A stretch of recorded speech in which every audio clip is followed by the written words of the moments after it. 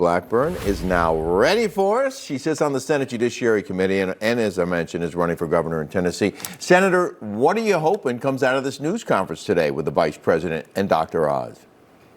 And what we are hopeful to hear is that they have targeted and found suspicions in the system, and that they are targeting more of these operators for fraud.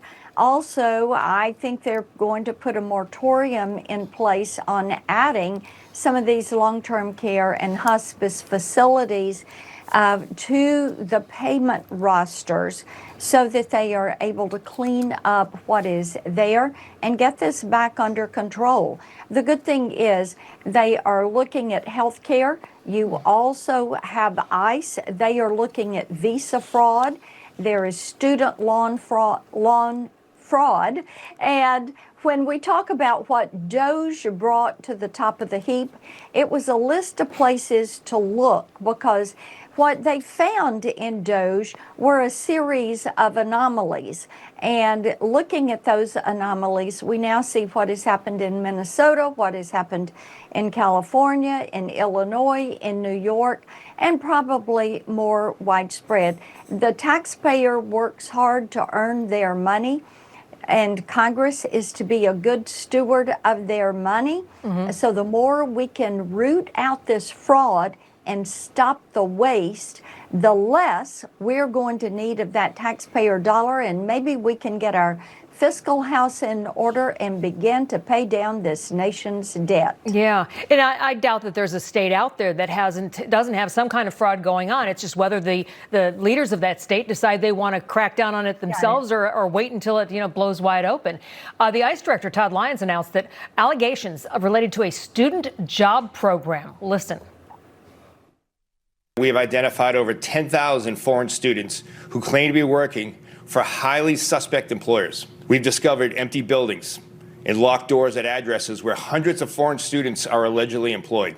In many cases, multiple OPT employers claim to operate from the same address. We've identified foreign students who obtained work authorization documents through OPT but never showed up for work.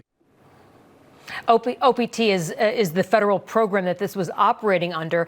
Vice President Vance reacting to the news saying this: another great win for our fraud task force. We will not tolerate foreign nationals abusing our visa system at the expense of the American people. And it's a complicated and sort of a broad issue here, where these students would graduate and they would get to stay in the country after they graduated, keep that visa, claiming to work for companies that didn't exist. But you also have U.S. companies that are finding loopholes to hire them instead of hiring higher paid U.S. American students that have graduated. What do you want to see happen here? First of all, OPT needs to get in there and close these bad actors down. That should be item number one. And then secondly, they should go about retrieving this money.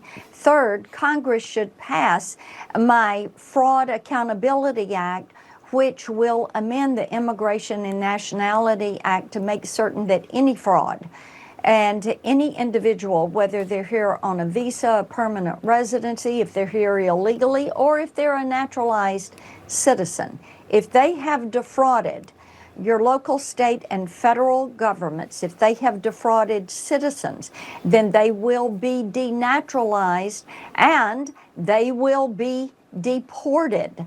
So all of these individuals that are here on visas, that they've converted that student visa to a work visa, this would put them on track to be deported.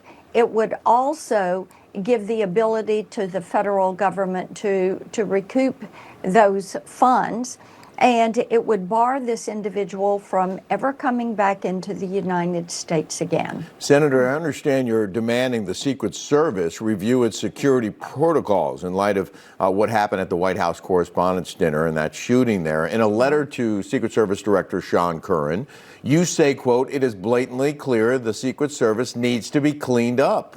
Unless you root out the rot, our nation will suffer the consequences." What exactly do you think the agency needs to do, Senator? I think what we have learned is that they have been incomplete in some of their assessments for how they protect not only President Trump and his family, but the other protectees. And if you take the situation, the third assassination attempt there at the White House Correspondents' Dinner, you have to ask the questions, why was the stairwell not locked off? How was anybody who was not a guest at that dinner able to get into that area of the hotel? Why were they not viewing surveillance video to see who was in that area before the Secret Service took control and set up the magnetometers?